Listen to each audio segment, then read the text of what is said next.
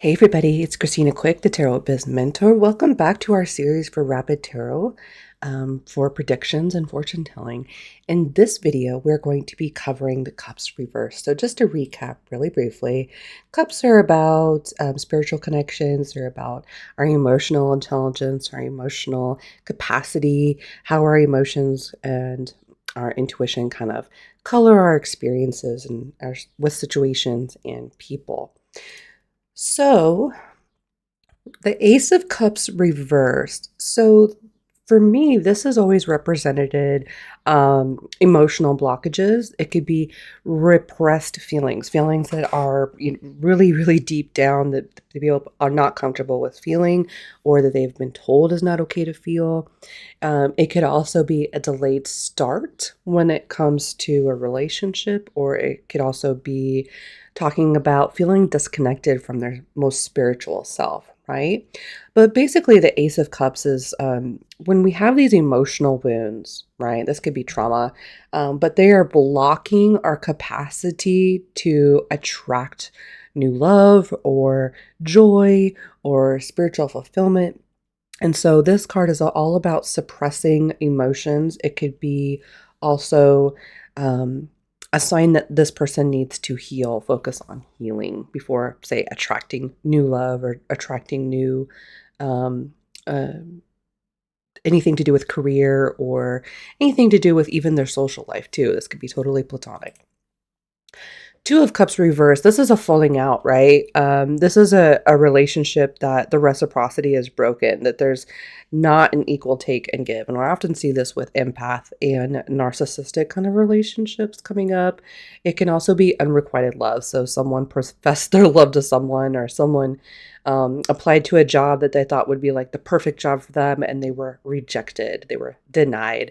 It can also represent a failed business partnership. So maybe the relationship and the business started out really strong, and then it turned into a situation where one person was doing more than the other, and it's basically a big betrayal.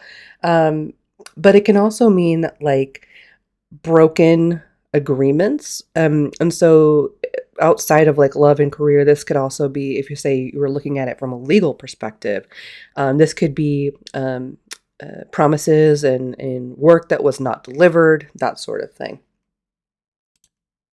The Three of Cups reversed is definitely one of those cheater cards, right? This is like the other third party influencer, or this could also just be like mean girl kind of behavior where there's gossip. It also often comes up when there's someone within the relationship, whether that's job, romantic, whatever, that is interfering with the client's ability to be comfortable in a situation, right? It can also represent overindulgence. It can represent unfaithfulness. It could be um, disloyalty, right? Or it could also be hidden agendas. That's like one of the key things is, with this card reverse, is like hidden agendas. Things are, people are, and players within the question are working together against the querent, or possibly your querent is working together with someone against someone else. So it's like teaming up against one another. The Four of Cups, this is restlessness. It's a desire for change, but lacking the direction or motivation. This is like when someone's really listless and they're feeling almost kind of like emotionally numb. They're kind of disassociated from the situation. Um, and it's really about like the inability to feel joy, feeling disconnected, feeling drained. This is like when burnout just goes way too far and you're past burnout. You're now on fire and turning a little crispy, right? But this really suggests like the inability to move forward. And this is like one of those cards where I tell people, listen, if the card is talking about someone else, look, I say, that's a them thing. They're going to have to figure that out for themselves. This is not something, obviously, everything that you've been putting towards this person or this situation is not working out. And it's time for you to pull your energy back, right? The Five of Cups reversed. This is really deep despair, overwhelming grief, the inability to move on. This is someone who's stuck living in the past regrets, past emotional wounds. This is an overwhelming sense of grief, and it's almost kind of like a pity party at this point. And I say that with like, in a really respectful way. It's someone who's really leaning into their past pain and allowing that to color any future experiences. This is someone who can't get their life together because they're drowning in their regrets, right? And they're refusing to see the good that's around them.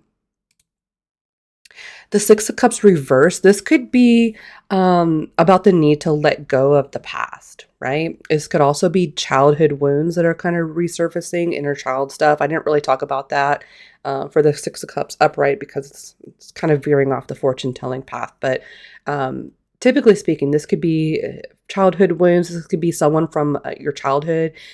Or I often see this with, like, say, if you had like the Knight of, say, Wands with this one, I might say, look, this is an ex returning. Don't take the bait. Don't take the bait. It's just a booty call. They're just trying to get you in bed so they can leave you again. But this is a feeling of things being left unresolved, right? It's about living in the past, keeping people stuck.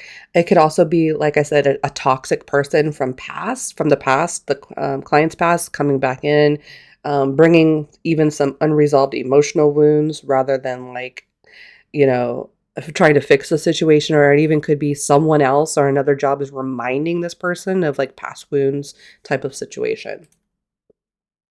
The Seven of Cups reverse is total disillusionment, crippling indecision, complete detachment from reality. This is someone who's living in fantasy land and has no intention of coming back to reality anytime soon. This is typically a situation that has it could be a dangerous situation. Okay, I always get a little bit fidgety when I see this one reverse, especially in a reading, because I know that this person is dealing with some detached sort of thinking, right?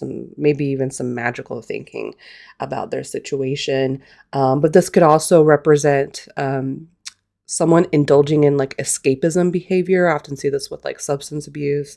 It can also represent like a self-destructive past, or it could be someone. So if it's a person and we're reading about it, like, what is this person's intentions towards me? It means that they don't really have any intentions towards you, right? It's all just fantasy. It's all just illusion. And if this is our client, we're talking about our client, well, then they are probably not basing their question or their situation in any form of like logical type of reality. So this could also be someone is influencing our client in a negative way, feeding them all of, this is like when people are feeding you all of the good things that they'll do for you and how they've changed and all that kind of stuff. And it's all bull. So that's kind of what this card represents. The Eight of Cups reversed is fear of moving on, right? It's like when you know you need to move on, but you can't. It's like staying in that romantic, the dead what am I trying to say? The dead romance relationship where there's no romance anymore, or staying in a career just because you've got like tenure, or staying in a career because you are going to retire in 10 years and you just want to just, even though it's like not really like making you happy anymore or anything like that. Like there's always a reason why people stay, and it's always never about them. Right? So that's kind of what this card represents. But it also could be about avoiding that situation, like avoiding moving on, and staying stuck in that situation. And that could also be really unhealthy too. So yeah, I always like to ask is there a reason why you're staying? And if they can justify that and it makes sense to them, then that's fine. If they can't, then that's, one of the clues that, okay, maybe it's time to move on then.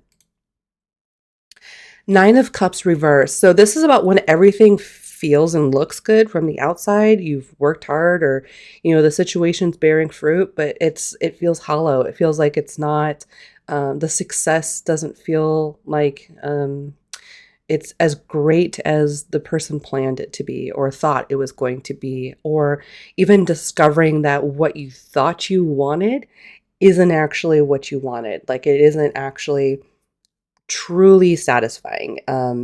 So it's like when things seem like a dream come true, but it kind of reveals that it's not, right? And it reveals that maybe this isn't exactly what I thought it was going to be. And so there's that disappointment there, so where they feel like they've got everything figured out. They feel like they've done everything, they've got the success, but still it's just not enough, or it's not what they thought it might be. The Ten of Cups reversed. So this could be like the illusion of a perfect family or relationship. This is sometimes what happens when you'll have people come in and be like, I think my partner's cheating on me. And it's like, this is that state where they're suspecting, and they're thinking that there's some kind of dysfunction. It can also be about broken trust. It could be about estrangement. So being like estranged from the family, or not feeling like they have a good connection to their family, or feeling that they are alone without familiar support. So say someone's coming in and they want to go to college, but the college is 6 hours away and the family's very upset. This card would come up in that sort of situation, right? Where they might be saying, I don't want you to go to the one that's 6 hours away. Why don't you go to the local community college type of situation? So it's not always about like cheating or nothing, but or always about cheating, but it's just about not having that family support that you thought that you had, or not being able to access that ideal kind of Ten of Cups, family, rainbows in the sky, kids dancing, everybody's happy kind of energy, and really wanting to kind of fix that situation. The Page of Cups reversed. So this is someone who's very emotional, immature. This could also be creative blocks, especially if you see like the Ace of Cups with there. But it also could be like insincere people. It could be romantic, it could be platonic, but it also could be childish behavior. So someone in love is or around you in a relationship, right? It's insincere. The relationship is insincere. There's emotional immaturity, which sometimes, hey, that can be fun. But it depends on, what is the line of questioning that your querent has, and where do they want this relationship to go? A player, Knight of Cups, excuse me. The Knight of Cups can be, that's the player, right? That's the love bomber. That's the narcissist that's like, oh, you're the most beautiful person I've ever seen in my whole life. I want to marry you. I want to shower you with gifts, and I'm going to take you traveling around the world. And, it's like a whirlwind thing. And then all of a sudden they're like, nothing comes of it.